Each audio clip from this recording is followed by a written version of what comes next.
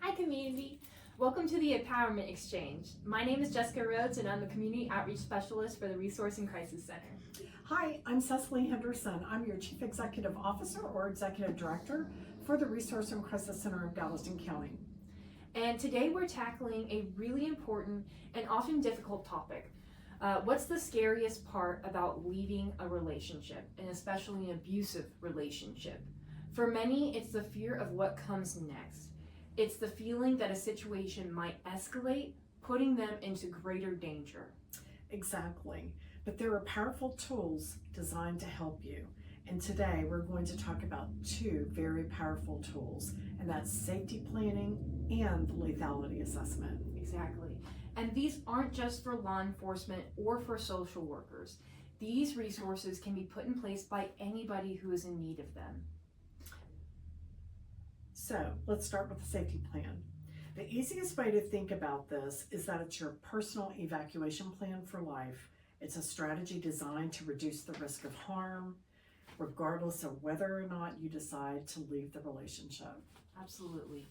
And a good safety plan has a few key aspects. First, there's the plan for staying safe while within the relationship. This is about planning for moments of conflict.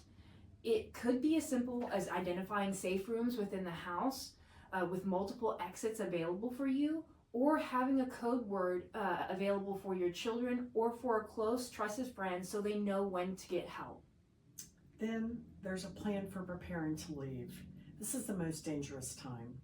So these are practical steps. Think about an escape bag with important documents, an extra phone, and some cash hidden somewhere safe. You're not just hoping for the best, you're actively preparing. And finally, a plan for staying safe after you've left. This plan doesn't end when you leave. It covers things like changing your routines, securing a new home, and using different routes for school or for work. The most important thing to remember is that the safety plan is personal and confidential. It's not a one-size-fits-all solution.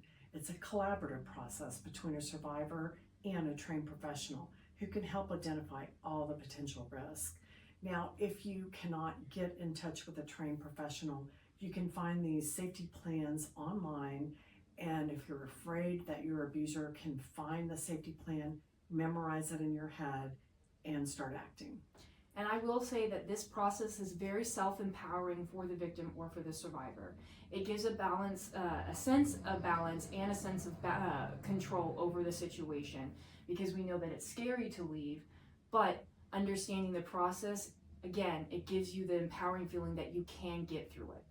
Now let's talk about the lethality assessment.